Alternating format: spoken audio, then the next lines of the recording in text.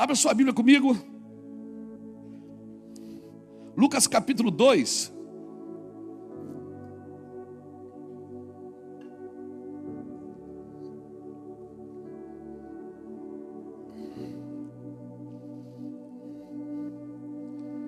Lucas capítulo 2. E o versículo de número 46.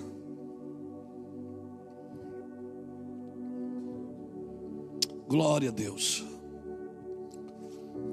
Lucas 2, 46 diz assim: 3 dias depois, acharam no templo assentado no meio dos doutores, ouvindo-os e interrogando-os. Pegou? É isso? E todos os que ouviam, muitos se admiravam da sua inteligência e das suas respostas. Logo que seus pais o viram, ficaram maravilhados, e sua mãe lhe disse: Filho, por que fizeste assim conosco? Teu pai e eu aflitos, estamos à tua procura. Ele lhes respondeu: Por que me procuráveis? Não sabeis que me cumpria estar na casa de meu pai? Não compreenderam, porém, as palavras que lhes dissera? E desceu com eles para Nazaré. Era-lhes submisso. Sua mãe, porém, guardava todas essas coisas no coração.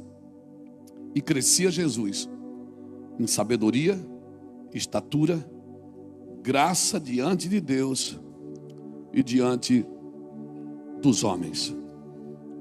Amém, irmãos?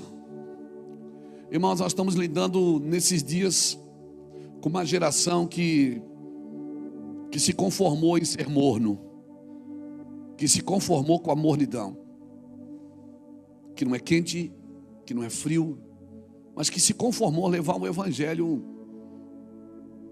na boa, vamos dizer assim. Não, querido, o seu evangelho precisa ser intenso, porque eu vou te falar uma coisa: isso é que nem um casamento. Às vezes esfria o amor, esfria o companheirismo, às vezes esfria a alegria, mas tem uma aliança ali. Ali tem uma aliança. Amém, querido? E tudo que tem uma aliança, ele precisa ser nutrido e regado. E eu tenho visto uma geração que se conforma em ser morno, uma geração que vive tentando escapar da dor do treinamento, da dor do aperfeiçoamento, porque aperfeiçoar dói, treinar dói. E eu e você precisamos estar submissos a isso. Por quê? Porque nós nunca mais vamos viver. Do dia que eu entreguei minha vida para Jesus, eu nunca mais vou viver do meu jeito. E eu sempre pergunto isso: se você queria viver do seu jeito, por que então que você entregou sua vida para Jesus? E você não vai conseguir viver do seu jeito. Não, pastor, porque é impossível. Aquele que já experimentou o dom de Deus, ele consiga ser feliz fora disso. É impossível, irmãos. Essa semana eu li uma frase que eu achei muito interessante. Dizia: às vezes dói como nunca, para não doer nunca mais. Às vezes dói como nunca o momento que você está passando, mas é para não doer nunca mais. Às vezes você está passando um momento difícil, mas esse momento é pedagógico, e eu e você precisamos aprender. Então eu e você não precisamos compreender tudo. Nós precisamos ter uma visão correta de Cristo. Por que Cristo me chamou para viver isso? E essa noite eu queria gastar esse tempo de culto para trazer para a gente uma cosmovisão do reino de Deus. Ou seja, o homem, a mulher que vive no reino de Deus, qual é a cosmovisão que ele precisa ter? Entregar para o Senhor os seus sonhos é fácil. Por quê? Porque você não viveu ainda. O difícil é entregar para o Senhor as suas culpas, as suas derrotas, as suas decepções, os seus medos. Porque é mais difícil entregar o que você já viveu do que o que você não viveu ainda. É muito difícil entregar o que você já viveu. Onde você perdeu, onde você sofreu, onde você se decepcionou. A gente está sempre tentando proteger esse lugar, para que a gente não passe por isso de novo. E eu te falo, se isso não deixou coisas boas em nós vamos ter que passar de novo. A gente está sempre tentando proteger o lugar ferido. E eu vou te falar, e se isso não nos curou, nós vamos ter que fazer a prova de novo. Querido, ele na igreja primitiva, Jesus na igreja primitiva, ele não mandou os discípulos como ovelhas, ou melhor, como predadores. Ele mandou como ovelhas. Ele disse: vocês vão ser enviados como ovelhas em meios de lobos. Então, para você ter uma ideia, a partir do momento que você entrega a sua vida para Jesus e quer viver uma vida sadia na presença de Deus, você não está aqui para ser predador, está aqui para ser presa.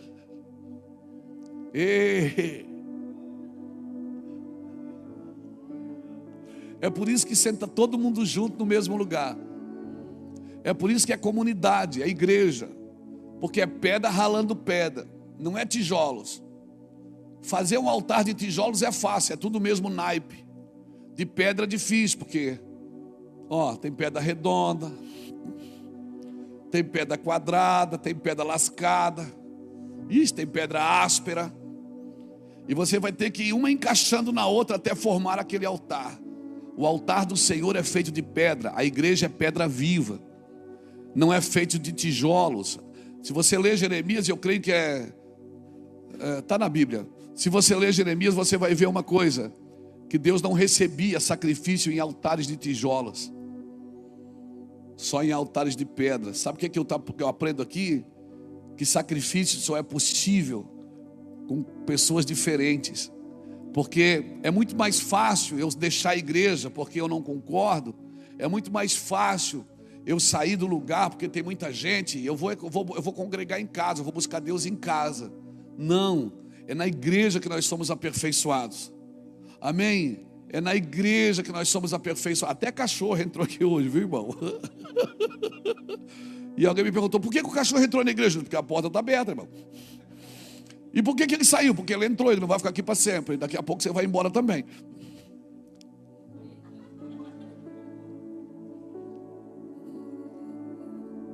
Amém. Vai dar certo. Esses tapetes baratos que vocês compram. Glória a Deus. Então, na igreja que eu sou tratado, é na igreja que eu sou abençoado, é na igreja.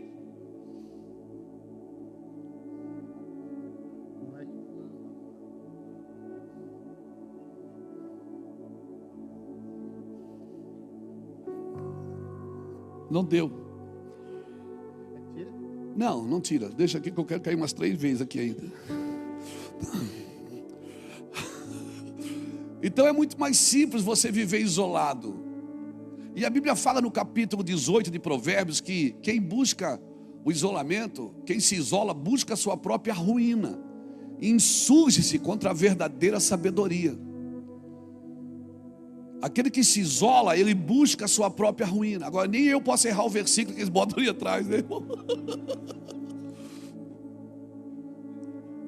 Né? Então ele insurge-se contra a verdadeira sabedoria. Por quê? Porque a sabedoria de Deus não é bom que o homem esteja só. A narrativa negativa da criação não é bom que o homem esteja só. Isso não serve só para casamento. Isso é a unidade do corpo, é um curando o outro, trabalhando no outro. Então eu e você precisamos viver uma cultura de reino. E a cultura de reino é coletividade, irmãos. Esse texto aqui, ele representa para mim uma cosmovisão. Porque, como assim, pastor? Uma cosmovisão que você tem do Evangelho é que vai governar você. O que você vê quando você olha para frente? O que é que você vê? O que é que você espera do mundo? O que é que você espera de Cristo? O que é que você espera da igreja? O que é que você espera, irmãos? Por quê? Porque você tomará decisões de acordo com a sua cosmovisão. Qual é a cosmovisão que você tem do Evangelho? Deixa eu te explicar isso melhor. Aquela irmã querida, chamada Madre Teresa de Calcutá, uma mulher que viajou para os lugares mais pobres da terra, uma mulher que cuidava de leprosários. Um dia ela chega em Nova York, ela olha para aqueles prédios e ela solta uma frase que ficou conhecida no mundo: eu nunca vi um lugar tão pobre como esse. Por quê? Porque a cosmovisão dela era moral, não era material. Então, o que é que te impressiona? São coisas ou são vidas? O que é que te impressiona? Porque é fácil às vezes impressionar pessoas ambiciosas. Quem você acha que cai no conto do bilhete premiado? É o ambicioso, irmão. Porque o ambicioso é fácil você impressioná-lo. Mas aquele que tem uma cosmovisão espiritual, que ele espera algo além deste mundo. E Jesus deixou claro para os seus discípulos, ele disse: olha, vocês que deixaram tudo por mim, vocês viverão e ganharão 100 vezes mais nessa vida e na vida que está por vir. Sabe o que Jesus está dizendo? Não espere só dessa vida, porque o homem que espera só dessa vida é o mais miserável dos homens. A vida não termina quando Deus tirar o seu fôlego de vida. Para mim a vida vai começar ali. É como se você estivesse fazendo um vestibular agora, irmãos. E se você for bem no cursinho, você vai viver a vida eterna com Cristo. Aleluia! Aleluia! Então qual é a cosmovisão que eu tenho da igreja? Eu vou lá domingo, me reúno, falo 2h30, fico lá, depois a gente vai comer lanche e vamos para casa, e segunda a vida continua, é a vida que segue. Não, irmãos, não. A cosmovisão que eu tenho do reino de Deus, ela que vai ditar as decisões que eu preciso tomar. E qual era a visão que governava a vida de Jesus desde 12 anos de idade? Desde 12 anos, Jesus um dia, eles estão em Jerusalém, seus pais, eles se perdem dos seus pais, e eles acharam ele, foi 2 ou 3 dias depois, e ele estava no meio de doutores, no templo lá. E a mãe disse: meu filho, o que você fez isso? Ele disse: por que você estava me procurando? Qual era a cosmovisão que governava ele? Tratar dos negócios do meu pai. Desde 12 anos ele já tinha uma visão, uma cosmovisão. Eu estava tratando dos negócios do meu pai. José e Maria chegaram, ele se submete, a Bíblia diz que ele segue os pais e é submisso a eles. O que é que eu aprendo aqui? Ele tinha uma cosmovisão, mas ele sabia que ainda não era o tempo. Ele estava submisso a pai e mãe. Ele estava submisso aos seus líderes, à sua família. Ei, Deus tem algo com você, talvez ainda não é o tempo, mas já está escrito, meu irmão. Deus tem algo com você e talvez ainda não é o tempo, mas já está escrito. Se prepare, porque a qualquer momento você entra na água, o Espírito vem sobre você, ativa o que tem aí dentro, e tudo que tem aí dentro vem para fora, e você passa a andar numa velocidade que você nunca andou na sua vida. Alguém dá um glória a Deus. Aí você fica: será que é isso mesmo? Será que vai acontecer? Eu era criança, eu me lembro, hoje eu me lembrei disso lá em casa. Eu me lembrei disso lá em casa. Eu era menino, tinha 8, 9 anos. Nós brincávamos na casa do meu avô, o seu Noca e a dona Moringa, meus avós. Eles eram presbiterianos. Nós amarrávamos o fio de ferro na cadeira e ficava brincando de culto. Abria o inário e ficava cantando hinos do inário. E era muito bom abrir a Bíblia na casa do meu avô, porque sempre tinha dinheiro dentro. Eles já estavam mais velhos, eles esqueciam do dinheiro dentro. E agora a gente já tinha dinheiro para oferta também. A gente já estava brincando. Eu saí dali, me perdi, meus pais se separaram, a gente se perdeu nas drogas. Mas tinha uma cosmovisão de reino lá dentro, irmãos. Estava lá dentro, e um dia que as águas se abriram para nós entramos nelas, e o Espírito Santo veio. Eu quero dizer para você que já está tudo aí dentro. Por favor, não é porque não está acontecendo agora. Jesus estava lá dando um show aos epicureus, dando um show de teologia, falando coisas inefáveis, fazendo perguntas, que aqueles homens ficaram: uau, esse menino só tem 12 anos. Mas quando o pai e a mãe chegam, a Bíblia diz que ele vai embora com o pai e a mãe se submete a eles. Estava dizendo: eu sei o que vai acontecer, ainda não é o tempo. Um dia ele sai, entra no Jordão, o Espírito vem sobre ele e agora a palavra muda. Ele diz: não ouve mais ali, ouve aqui. Não está mais lá no templo. Agora esse é meu filho amado. A palavra está com ele agora, ouve ele. Ei, se prepare. Não é porque não está acontecendo agora, não desista, porque não está acontecendo. Ei, a realidade é o que está dentro de você, não é o que está fora de você. E você nunca vai viver nada aqui fora sem viver aqui dentro primeiro. Você tem que acreditar no que você carrega, para depois você desfrutar o que você vai viver. Dá glória a Deus aí. Aleluia. Aleluia. Irmão, eu sempre acreditei. Quando nós voltamos para Jesus com 28 anos, hoje eu tenho 57, faz 29 anos. Eu sempre acreditei. Eu acreditei quando era só uma bicicleta. Eu acreditei quando eu entrava, tinha que entrar pela catraca do ônibus, pedir para o cara deixar eu descer por trás, que eu não tinha dinheiro. Eu acreditei. Não estava acontecendo nada aqui fora, mas a cosmovisão estava aqui dentro. Porque a cosmovisão que você tem do reino de Deus, você vai tomar decisões por ela. Se você desistir agora, você vai tomar decisão por ela. Está aí dentro. Cutuca alguém que está do seu lado e diga: está aí dentro. Sua visão não pode incluir só você. Ela não é de Deus quando ela inclui só você. Mudou aqui o tempo. Havendo despressurização, máscaras cairão ao seu lado. Aleluia. Aleluia. Mudou aqui. Mudou aqui. O ambiente é profético. Deus trouxe você aqui. Deus trouxe você aqui para ouvir isso.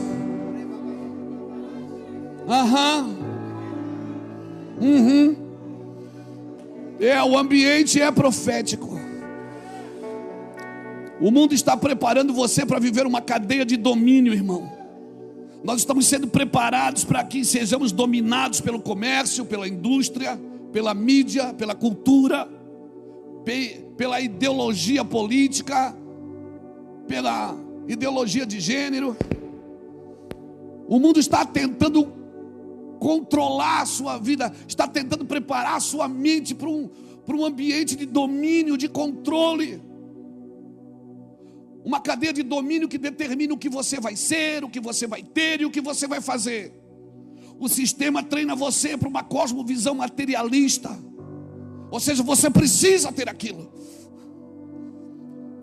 O sistema vem treinando as pessoas para ter uma cosmovisão materialista. Quando eu tiver aquilo eu vou ser feliz. Você vai ver, você vai chegar ali e você vai ver que felicidade não é aquilo. Eu vou falar para você, eu já estive em mais de 50 nações pregando o Evangelho. Eu já preguei em ambientes para mais de 100 mil pessoas. E tudo que eu queria no começo, quando eu e a Iraci nos convertemos, era eu queria ser um pregador. Vou pregar no ginásio, vou pregar no estádio, vou pregar nas nações. Nós já viajamos o mundo, irmãos, pregando o Evangelho. Já vimos auditórios hindus, muçulmanos, idólatras. Mas não tem lugar ainda mais precioso de se estar sozinho com Ele. O lugar mais precioso de se estar é sendo ministrado por Ele. Porque pessoas podem te aplaudir, podem te reconhecer, mas nunca te darão o que só Ele pode te dar. O que só Ele pode te dar, o que só Ele pode te dar. E tem uma coisa que Ele pode dar que ninguém outro pode dar: é nova vida, novo tempo, novo começo, vida eterna. Só Ele pode fazer isso por você e mais ninguém. Sim, só Ele pode fazer. Sim, Segura. Uma cosmovisão para consumirmos mais do que precisamos, comer mais do que precisamos, ter mais do que o necessário.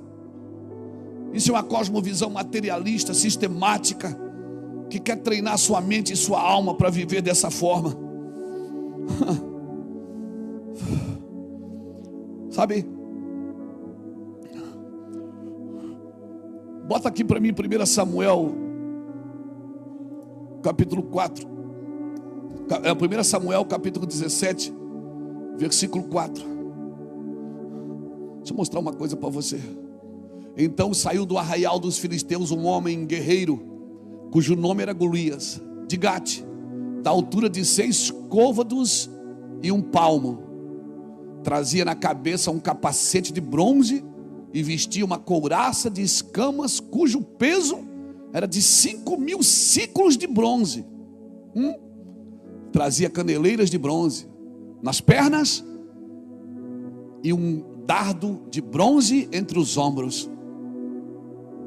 Hastes na sua lança era como o eixo do tecelão, e a ponta da sua lança de 600 ciclos de ferro. Adiante deles ia o escudeiro. Por que está tudo escrito isso aí? O capacete dele era assim, a espada dele era assim. Meu Deus, as ombreiras, a couraça. Meu Deus, você viu o tamanho dele? Por que a Bíblia declara tudo isso? Porque alguém viu e fez questão de anotar. E todo mundo olhava para aquele homem e só via isso. Bronze para todo lado, altura, expansão, quiomão. Ninguém vai vencer esse cara. Aí chega um menino de fora e consegue ver o que ninguém consegue ver. Versículo 7, bota aqui para mim o versículo 7. Ou melhor, o versículo 26, perdão. Coloca o versículo 26 aqui para mim. Versículo 26, não é o capítulo 26. Capítulo 17, o versículo 26. Então falou Davi aos homens que estavam consigo, dizendo: que farão aquele homem que ferir a este filisteu e tirar a afronta de sobre Israel? Quem é, pois, esse incircunciso filisteu para afrontar o exército do Deus vivo? Todo mundo viu o exército, bota lá. Só muda quando eu pedir. Todo mundo viu a couraça, viu o escudo, viu o capacete, viu a espada. Mas o Davi viu o que ninguém viu, que ele era incircunciso. Davi disse: ele não tem pai. Do que adianta ter tudo aquilo para mostrar e não ter paternidade? Quem é esse incircunciso? Davi viu que ele era incircunciso. Sabe como chama isso? É você ver o que ninguém vê. Você está assustado porque está vendo coisa que todo mundo está vendo. Mas você tem que ir além, você tem que ver o que ninguém vê. Se você quer viver o que poucos vivem, você não pode fazer o que muitos fazem. Sabe, Davi olhou para aquele homem, ele não viu capacete, ele não viu tamanho, ele não viu espada. Tanto é que ele pegou a espada do cara e arrancou a cabeça dele depois. Beto, ele não viu nada. Ele disse: esse cara não é circuncidado. Ele não tem paternidade. Do que adianta ter tudo isso e não ter paternidade? Depois que Davi derruba e mata o gigante, Davi vem com a cabeça do gigante e com a espada na mão.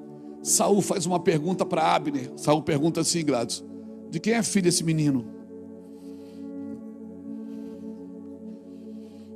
Ou seja, não tinha nada para mostrar. O menino chegou lá de estilingue, de havaiana, de conga. Quem já usou conga aqui sabe que é horrível. Você ia para a escola de conga, aquele negócio esquentava, irmão, na frente, derretia os dedos da gente.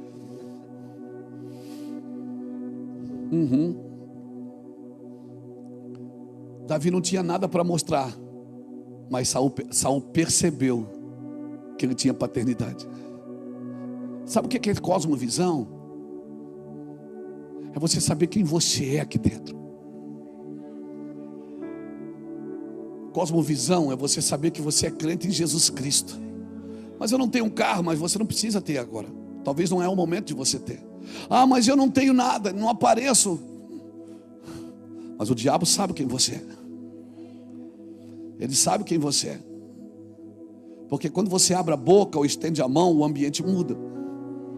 E sabe por que o ambiente muda? Por causa da cosmovisão, daquilo que você carrega. E você entende que aquilo que Deus te deu não tem a ver só com você, tem a ver com o propósito de Deus.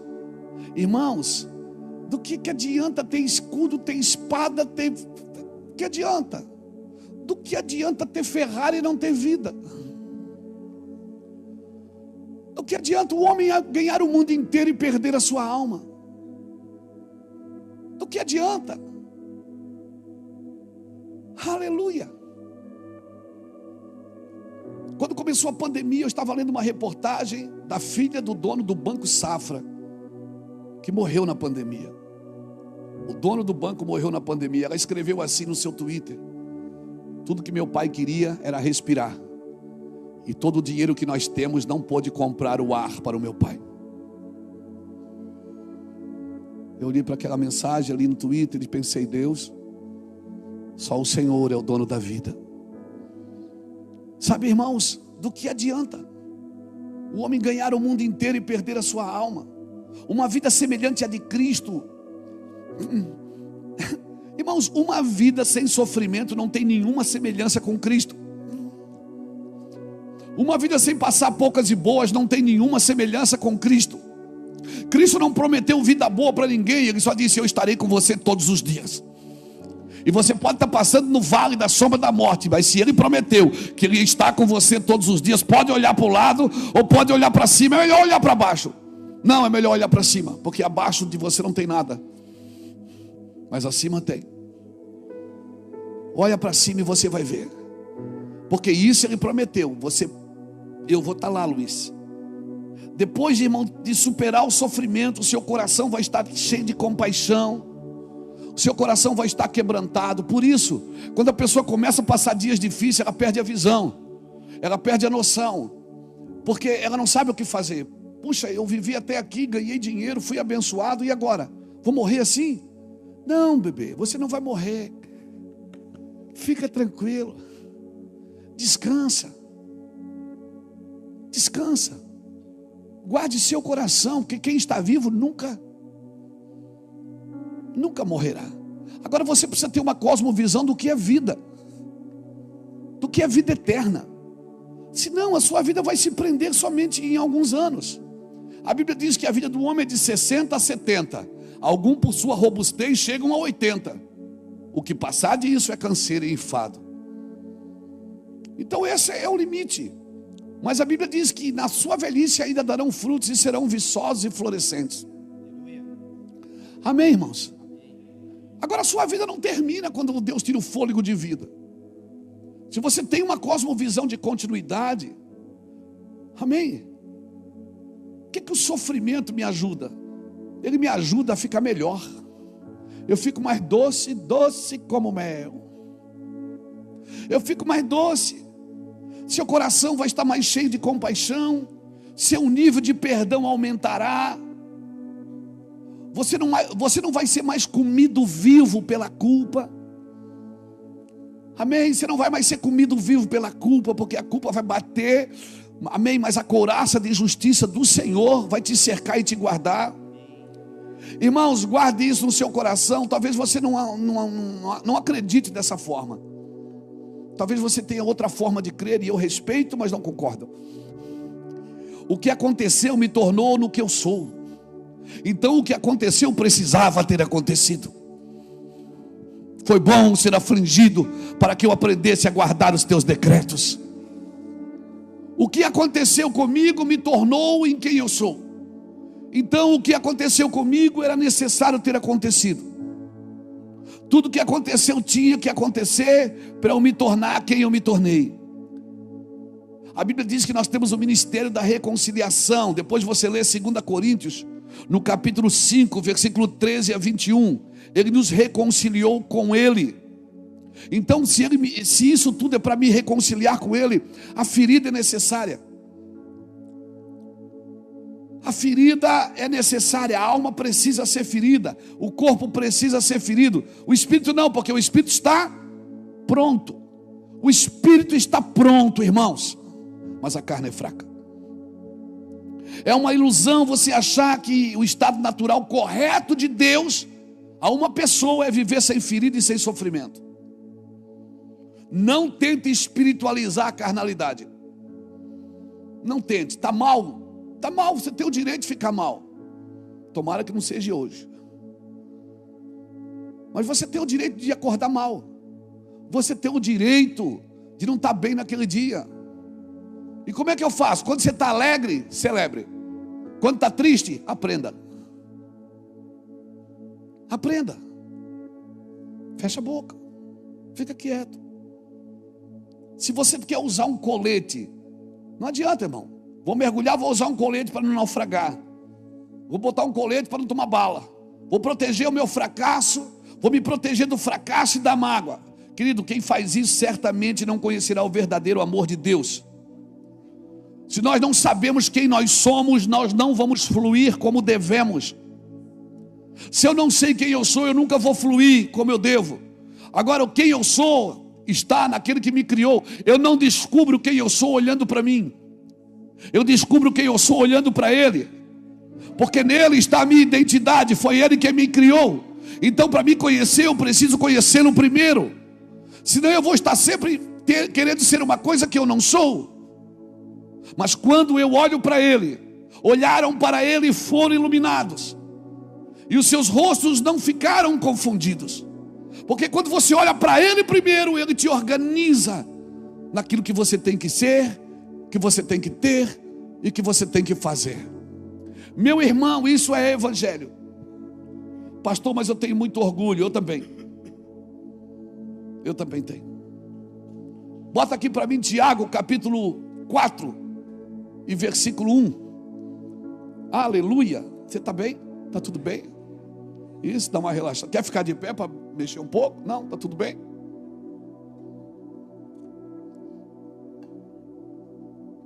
Tiago 4:1 diz assim: de onde procedem as guerras e contendas que há entre vós? De onde senão dos prazeres que militam na vossa carne? Cobiçais e nada tendes, matais e invejais e nada podeis obter. Viveis a lutar e a fazer guerras, nada tendes porque não pedis. Pedis e não recebeis porque pedis mal, para esbanjardes em vossos prazeres. Infiéis. Algumas traduções dizem adúlteros. Não compreendeis que a amizade do mundo é inimiga de Deus? Aquele, pois, que quiser ser amigo do mundo, constitui-se inimigo de Deus. Ou supondes que em vão afirma as Escrituras, é com ciúme que por nós anseia o Espírito? O que está escrito aqui? Que o Espírito tem ciúme de mim? Quando você trai ele por alguma outra coisa, ele tem ciúme. Querido, né, irmão? Que querido, né? Ele tem ciúme. Aleluia. Que Ele fez habitar em nós. Antes Ele dá maior graça, pelo que diz: Deus resiste aos soberbos, mas dá graça aos humildes. Sujeitai-vos, portanto, a Deus, mas resisti ao diabo, e ele fugirá de vós. Ninguém consegue resistir ao diabo sem primeiro se sujeitar a Deus. Ninguém vai conseguir vencer Satanás sem primeiro se sujeitar a Deus. Vamos lá, 8. Chegai-vos a Deus e Ele se chegará a vós outros. Purificai as mãos, pecadores. E vós que sois de ânimo dobre, limpai o coração. Afligi-vos, lamentai e chorai. Converta-se o vosso riso em pranto e a vossa alegria em tristeza. Como é que é isso? Ele está dizendo para me parar de rir e chorar? Ele está dizendo: afligi-vos, volta lá no 9. Afligi-vos, lamentai e chorai. Converta-se o vosso riso em pranto e a vossa alegria em tristeza. Vai. Humilhai-vos na presença do Senhor e Ele vos exaltará. O 11 e o 12 ainda. Irmãos, não faleis mal. Aqui não devia ter postado, né?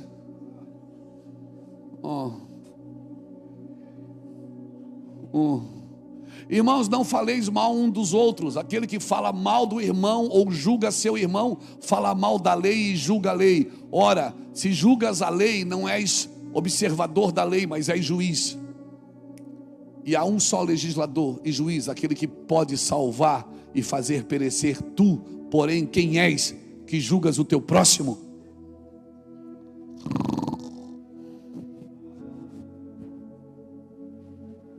Ó, irmão, você pode repetir o uau? Glória a Deus, que uau bonito, irmão. Glória a Deus. Pastor, mas como é que eu detecto o orgulho em mim? Irmão, orgulho é que nem mau hálito. Quem tem não sabe o que tem. E sabe quem é que tem mau hálito?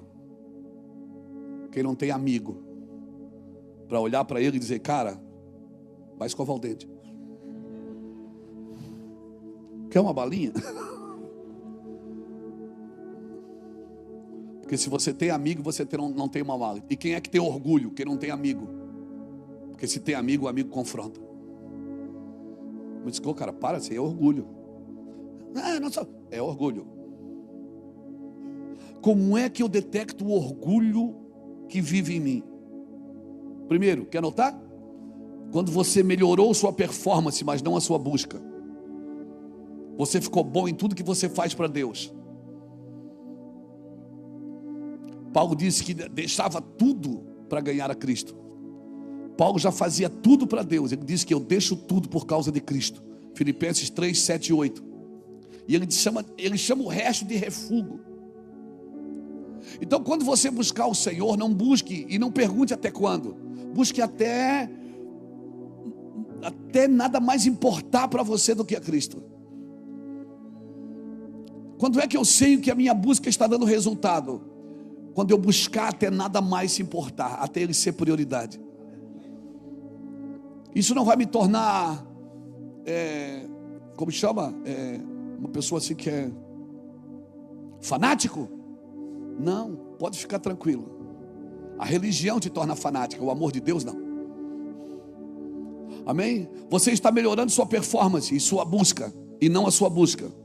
Você está quebrando recordes toda semana de jejum, de oração, de ir no monte. Cara, você ficou bom pra caramba. Mas a sua busca por Cristo, por amor a Cristo, ela não alterou em nada. O que alterou foi a sua performance, o seu serviço. Seu coração está orgulhoso porque melhorou a sua performance, mas o seu coração não tem a mesma paixão por Cristo. Deus não quer que eu busque, Ele quer que eu queira buscar. Eu tenho que querer Ele. Não é só ir, é ir porque eu quero. Amém? Buscar com paixão, sem distração, com paixão sobrenatural. E o pior, irmão, práticas espirituais podem produzir arrogância. As pessoas evangélicas, pseudos evangélicas que eu conheço, que são mais arrogantes, são aqueles que têm mais práticas espirituais. Depois você lê, eu não vou ler porque tem 23 versículos, mas depois você lê Colossenses capítulo 2 inteiro, estuda na sua casa o capítulo 2, dever de casa para domingo. Colossenses capítulo 2, estude na sua casa. Você vai ver ali o cuidado que eu preciso ter, cuidado com o que vos ensina. Paulo está ensinando em Colossos, ele está dizendo: não use sacrifício da carne para gerar espiritualidade. Carne não se sacrifica, se mata. Então não adianta você sacrificar a carne para gerar espiritualidade. Não adianta. Se a santidade que nós alcançamos é só fruto do nosso esforço e da nossa performance, isso não é santidade, é orgulho religioso.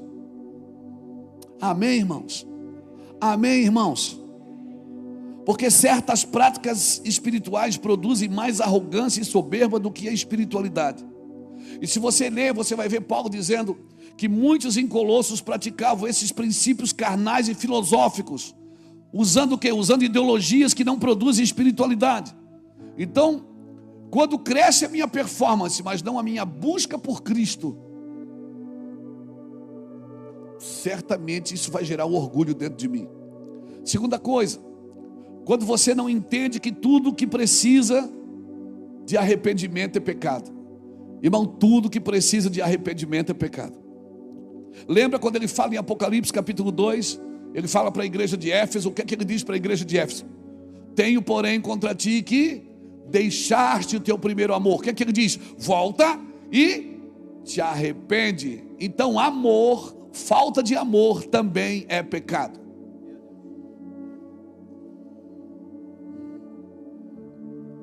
Então o pecado não é só fazer a coisa errada, é deixar de amar. Pecou? Pegou? Pecou não, pegou? Pecado não é só fazer as coisas erradas.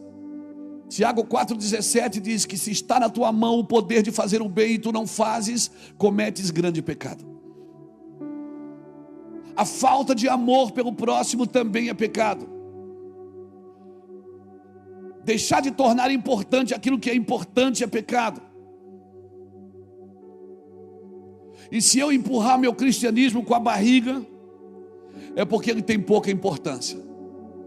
Se eu não tenho mais a intensidade, aquela vontade louca, aquela paixão que me gera lágrimas, se eu não tenho mais isso, irmãos, certamente eu preciso me refazer no Senhor. Se eu botei o meu cristianismo no piloto automático, eu preciso me refazer no Senhor. Às vezes é muito perigoso o seu trabalho para o Senhor se tornar mais importante do que o próprio Senhor na sua vida. Eu estou no ministério e eu sei o que eu estou te dizendo.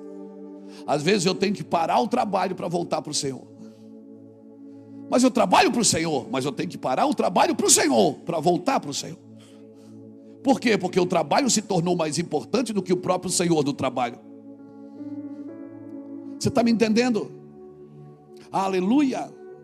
Terceiro, quando você não entende que o propósito da redenção é adoração. Ninguém, a redenção, a graça, Jesus te salvou, você não precisou fazer nada. Mas existe um lugar de redenção para você viver nele. E essa redenção vai trazer em você restituição de coisas que você deixou pelo caminho, que nós vamos deixando pelo caminho. Irmão, o propósito da redenção é adoração. Êxodo capítulo 4, quando ele manda Moisés e Arão ir falar com o faraó, ele disse: deixa meu povo ir para que me sirva e me adore no deserto. Ou seja, o propósito da redenção é adoração. O anseio do coração de Deus era sempre estar sendo adorado. Não que ele precise, mas eu preciso por causa da minha redenção. Enquanto mais eu adoro, mais redimido eu me torno, mais longe do pecado eu me torno. Eu estou falando de adoração. Amém, irmãos? Alguém perguntou assim na internet: por que eu já fui na igreja de vocês, por que vocês ficam pulando? Eu disse: porque a gente não sabe voar. Se a gente soubesse voar, a gente voava e não pulava. Mas não sei para que ficar pulando na hora da... porque a gente queria voar, queria pegar. Mas não é exagero? É exagero. Eu amo o exagero. É, pastor? É. Eu vou te falar, o problema da igreja não é o exagero, é o controle. O problema da igreja não está nos exageros. Deixa o menino rodar. O problema é o controle.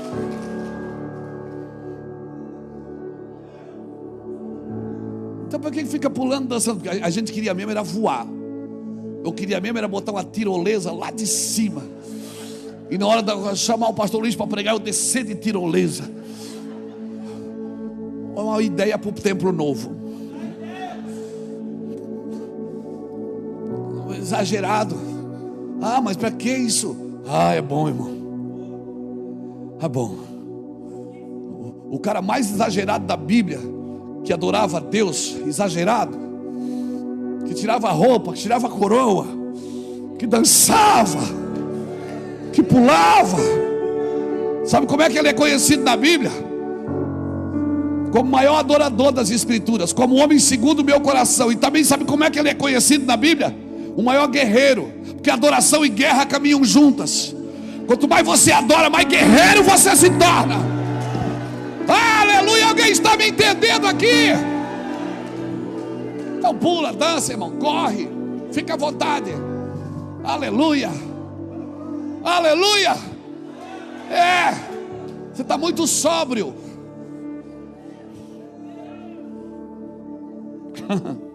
Aí, o que acontece? O povo disse, Moisés disse assim lá, cara, que coisa linda isso. Coisa linda isso, não estou falando do Lapa, estou falando daqui. Moisés diz assim para Faraó: deixa meu povo ir, para que me adore. Aí sabe o que Faraó faz? Não, eles estão ociosos. Aumenta o trabalho deles. Sabe quem é que aumenta o teu trabalho para você não adorar?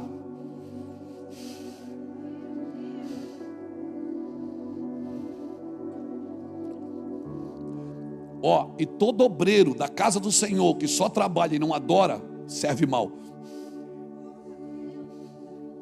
Porque serve segundo a sua vontade e não segundo a vontade de Deus. Serve do seu jeito. Ninguém dá glória a Deus para o pastor Luiz. Dá glória a Deus aí para Jesus. Deus está falando com você. Todo servo ele tem que ser adorador. Se não der tempo para fazer, a gente faz amanhã. Mas por favor, não saia do altar.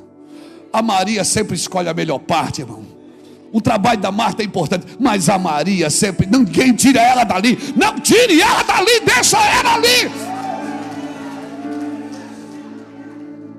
Mas tem que fazer a obra.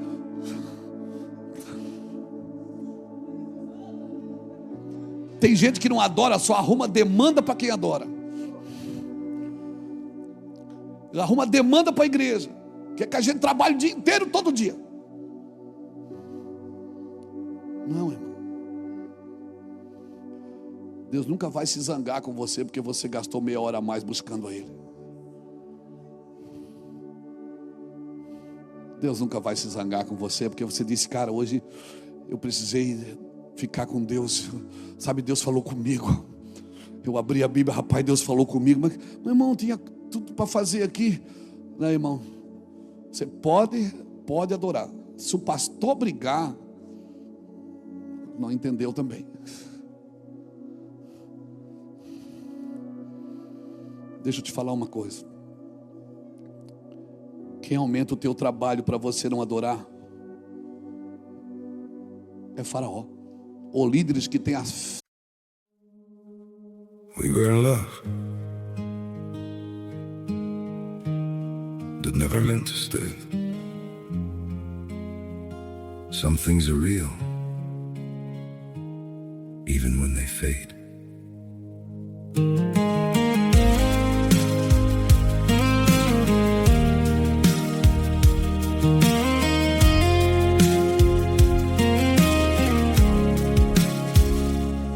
I used to think if we kept holding on, we could bend the truth somehow.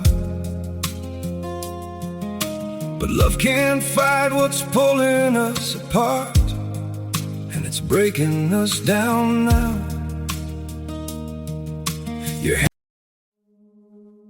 We were in love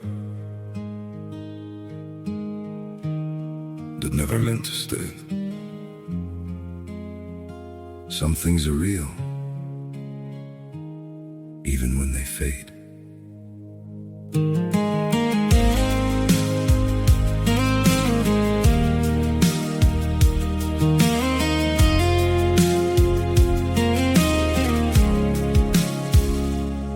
I used to think if we kept holding on, we could bend the truth somehow. But love can't fight what's pulling us apart, and it's breaking us down now.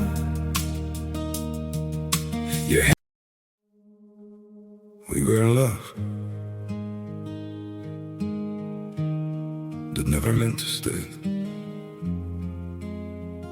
Some things are real, even when they fade.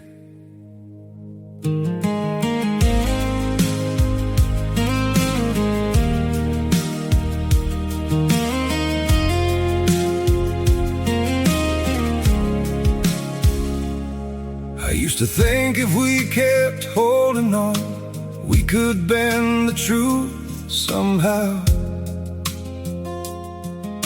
But love can't fight what's pulling us apart.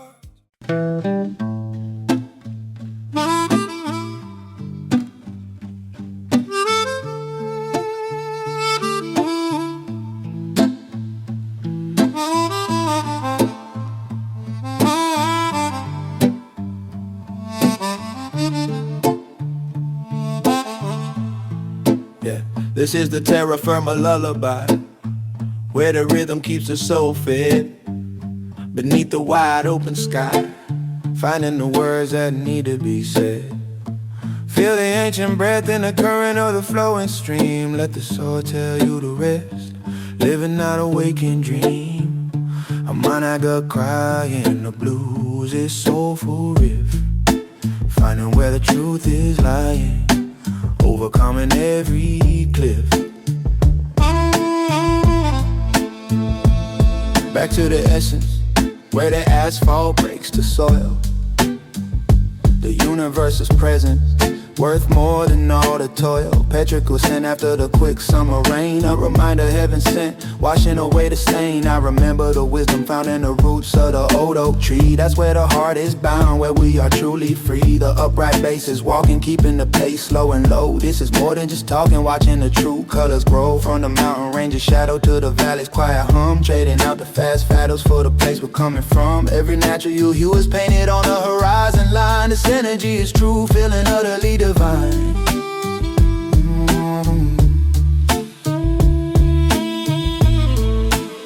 This is the terra firma lullaby, where the rhythm keeps the soul fed.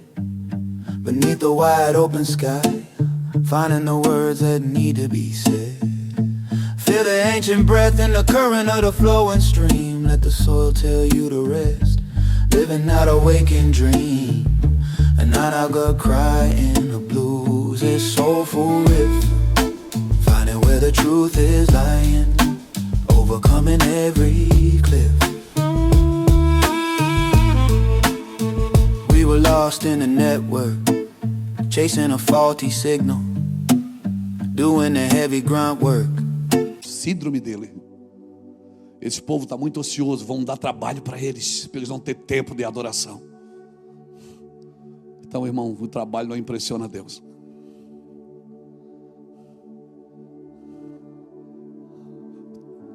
Estou adorando. Mas está cheio de coisa para fazer. Faça você.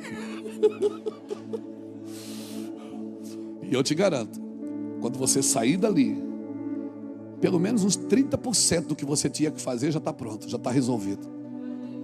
Por quê? Porque as coisas vão indo para o lugar na medida que Deus vai fazendo, irmãos. Tem uma cosmovisão correta daquilo que Deus quer de você. Ei, tem uma cosmovisão correta daquilo que Deus quer de você. Ler é importante. Só que a Bíblia não é a comida, a Bíblia é o menu. A Bíblia, ela não é a comida. A Bíblia é o menu. A comida é Cristo.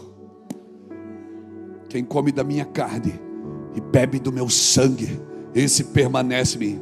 Você não se alimenta da Bíblia, você se alimenta de Cristo. A Bíblia é o teu menu.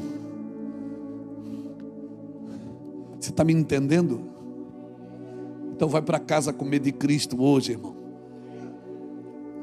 A quarta coisa que eu identifico, que ainda tem orgulho em mim, quando você substitui profecias por frase de efeitos. Tem uma profecia reinando sobre a sua vida.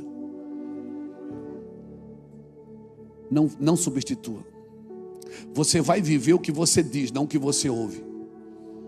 O que você ouve muda você, o que você fala muda tudo ao seu redor. E a profecia diz: eu abalarei céus e terra. Eu abalarei o Rio Grande do Sul. Eu abalarei Santa Catarina, eu abalarei o Brasil. Eu abalarei o Oriente, eu abalarei o mundo, para que o inabalável permaneça. Tem coisas inabaláveis que precisam permanecer, e aquilo que pode ser abalado será. Então guarde isso no seu coração. E a quinta coisa e última: como é que eu identifico orgulho em mim? Quando você tem vontade de fazer, mas não tem uma palavra para fazer. E você pega tudo e joga tudo em cima da sua vontade. Eu tenho uma vontade, mas não tenho uma palavra. Só a vontade pode deixar um rastro de problema. O dom que recebemos do Senhor pode se tornar um obstáculo para nós mesmos, se usarmos fora da palavra. O dom é para usar dentro da palavra. O dom é para usar dentro da ordem. Amém, irmãos? Tem um texto que eu amo muito. Isso mexeu muito na minha vida muitos anos atrás. O Salmo 73, do verso 1 ao 17. Quando o salmista está dizendo: eu tive inveja dos soberbos. Eu tive inveja dos soberbos. Ele disse: porque o Senhor prospera eles, o Senhor dá tudo para eles. Aí no versículo 21 a 28, você vai ver ele falando outra coisa. Ele diz: até que eu entrei no santuário de Deus. Aí no verso 25 ele já diz assim: o que tenho eu além de ti, Senhor?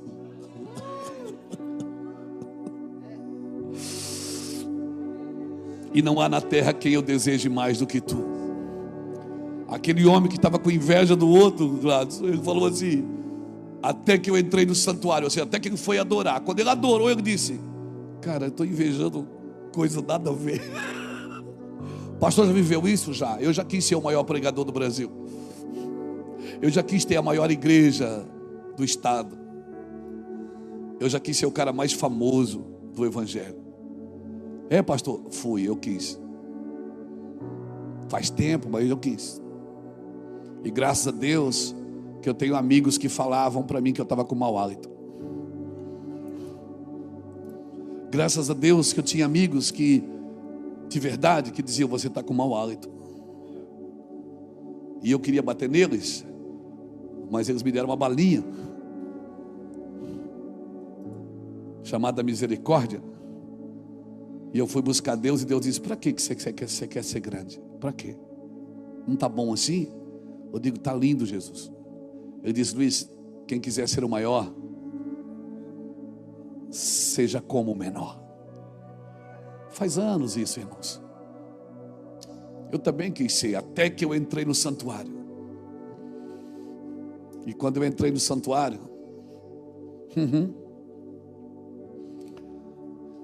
eu também disse o que o salmista disse: quem tenho eu além de ti? Quem tenho eu além de ti? Textos como esse, como de Jeremias capítulo 12, versículo de 1 a 5, depois você lê. Quando Jeremias fica apavorado, ele diz: por que o Senhor prospera o caminho dos ímpios? Por que o Senhor, esses caras fazem tudo errado e o Senhor dá tudo para eles? Jeremias 12, de 1 a 5. Depois você lê. Jeremias ele já era considerado o profeta chorão, né? Ele está lá batendo. Aí no versículo 5, Deus responde para ele. Deus diz assim: se tu te fadigas correndo com os homens que vão a pé, como tu vais competir com os cavalos? Se tropeças em terra segura, como andarás nas florestas do Jordão? Jeremias está reclamando, dizendo: por que o Senhor prospera o ímpio? Por que dá tudo certo? Aquele cara faz tudo errado e dá tudo certo para ele. Por quê? Aí o Senhor responde para ele no verso 5: se te fadigas correndo com os homens que vão a pé, como poderás competir com os que vão a cavalo? Ou seja, se nessa velocidade você já cansou, sabe qual é o nosso problema? É que a gente se compara, e quem compara, compete. E essa não é a cosmovisão do reino, porque você não precisa se comparar com ninguém. Ele te amou, e no meio de 7 bilhões que permeiam a face da terra, Ele amou você. Ele te deu um DNA que só você tem. A impressão digital do seu dedo é só você quem tem, ninguém mais tem. Ela é sua, é exclusiva, e não importa quantas milhões de pessoas permeiam a face da terra, Você é exclusividade, propriedade exclusiva. Ninguém estaciona aí se ele não deixar. Aleluia. Então é nesse lugar que eu vim aqui hoje para tirar você dele, irmãos, e para te dar uma cosmovisão. Tira essa cosmovisão de sofrimento da sua vida. Tira essa cosmovisão de não ter vantagem, de estar sempre ser um perdedor. Tira essa cosmovisão de só declarar derrotas, porque essa não é a derrota que Deus tem para você, não é a vida que Deus tem para você. A cosmovisão de Jesus com 12 anos, ela determinou o que ele faria. Ele disse: por acaso eu não cuidaria das coisas do meu pai? Estava lá com 12 anos, já sabia o que fazer. Deixa eu te falar uma coisa: tem coisas que Deus colocou dentro de você que ninguém pode tirar de você. Mas você precisa ver isso, porque até que você se ame, até que você se considere, até que você acredite em quem você é, isso não é para você ficar soberbo nem altivo, mas para você ter, sabe, ter uma cosmovisão de reino de Deus. Deus me deu algo e não é para mim. Deus me deu algo e é para alguém. Alguém vai carregar isso. Isso que Deus me deu é para servir alguém. Deus me levantou, não é por causa de mim, é por causa de alguém. Deus me deu uma palavra, não é para mim. Se Deus me deu uma palavra, talvez não seja para mim. Reino de Deus não tem a ver só com você, porque se tem a ver só com você, não é de Deus essa visão. Visão que só inclui a gente não é de Deus. Eu preciso morrer. A prey da carne não se sacrifica, se mata. Matai a vossa carne, apresentando ela como um sacrifício vivo, santo e agradável a Deus, levando ela para o altar. Mas não se sacrifica, se mata. Amém, irmãos? Ela não se converterá nunca. Um pastor um dia sentou comigo, o pastor José Rodrigues da MCM, me levou eu lá para lá no quarto dele, lá onde ele mora, da região de Goiânia, Trindade. O quarto dele é assim em cima, numa torrezinha. Ele fez lá, levou, sentou eu lá no quarto dele, disse assim: Luiz, ele tem 84 anos hoje, 84, 85. Eu vou lá para lá, sentamos, ele falando: Luiz, deixa eu te falar. Ele fala assim, meio goianês. Eu disse: Luiz, rapaz, Deus está levantando você. Eu digo: amém, pastor. Ele diz: rapaz, vou te falar, quantos anos você tem? Na época eu tinha 52, faz uns 5 anos isso. Foi antes da pandemia, né, Lapa? Ele disse assim: Luiz, você vai ser muito tentado, viu?